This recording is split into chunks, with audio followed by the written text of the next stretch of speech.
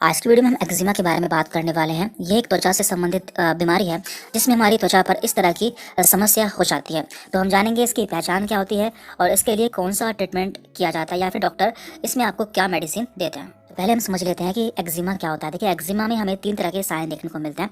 Number 1 redness, यानी कि वो हिस्सा वहाँ से लाल हो जाता है। नंबर 2 ब्लिस्टर, यानी कि वहाँ पर छाले भी हो सकते हैं।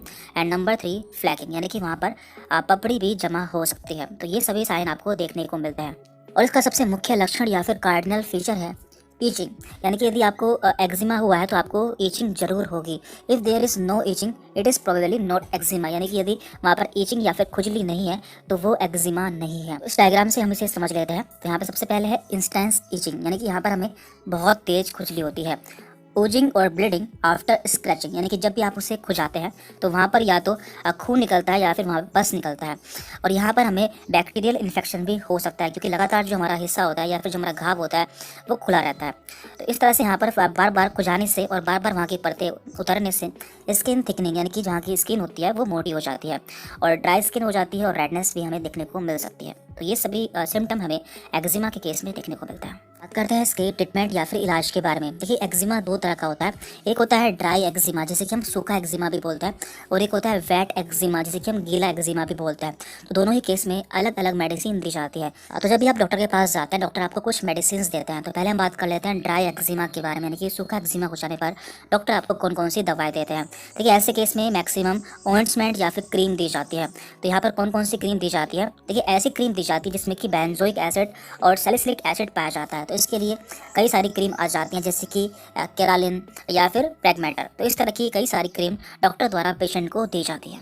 और इन्फ्लामेशन और इचिंग, यानी कि सूजन और खुजली को रोकने के लिए बेटनोवेट क्रीम दी जाती है। ये एक स्टेरॉयडल ऑइंटमेंट है जो कि वहाँ पर इन्फ्लामेशन को कम कर देता है और इससे वहाँ पर इचिंग भी कम हो जाती है।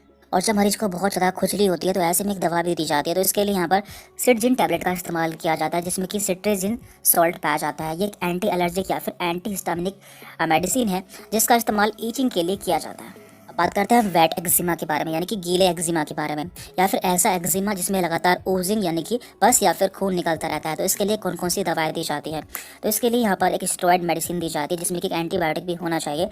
तो इसके लिए बेटनोवेट एन क्रीम दी जाती है, क्योंकि ऐसे एक्जिमा में इन्फेक्शन के चांसेस ज़्यादा रहते हैं। इसलिए यहाँ पर एक एंटीबायोटिक क्रीम दी जाती है और इसके साथ में कैलामाइन लोशन दिया जाता है, जो कि आपको दिन में 3 बार लगाना होता है। तो इसे जब तक अप्लाई करना होता है तब तक जब तक कि जो वहाँ का हिस्सा है वो पूरी तरह से ड्राई ना हो जाए या फिर सूख ना जाए। जब मरीज को उस हिस्से में खुजली या फिर इचिंग होती है तो उसे रोकने के लिए एविल 25 टैबलेट दी जाती है, जो कि एक एंटी एलर्जिक मेडिसिन है।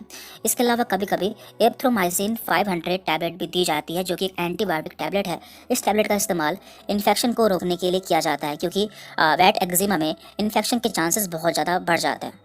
तो ये सभी ऐसी दवाएं हैं जो कि एक्जिमा के केस में इस्तेमाल की जाती है। और देखिए, जिन लोगों को एक्जिमा होता है तो उन्हें किसी भी ऐसे फैक्टर को इस्तेमाल करने से मना किया जाता है जिससे उनका एक्जिमा हो जाता है या फिर एक्जिमा उनका बढ़ सकता है, जैसे कि साबुन, सर्फ। यदि आपके फेस पर एक्जिमा है तो आपको क्रीम पाउडर वगैरह लगाने के लिए मना किया जाता है। और यदि आपके कलाई पर या फिर आपके हाथ में एक्जिमा है तो आपको वहाँ पर घड़ी या फिर कोई भी ऐसी वस्तु बांधने के लिए मना किया जाता है जिससे आपका एक्जिमा बढ़ सकता है या फिर आपका एक्जिमा उस चीज़ से हुआ हो। तो इस तरह से आपको पहले देखना है कि आपका एक्जिमा का कारण क्या है और आपको उस चीज़ को वहाँ से रिमूव करना है या उसे हटाना है।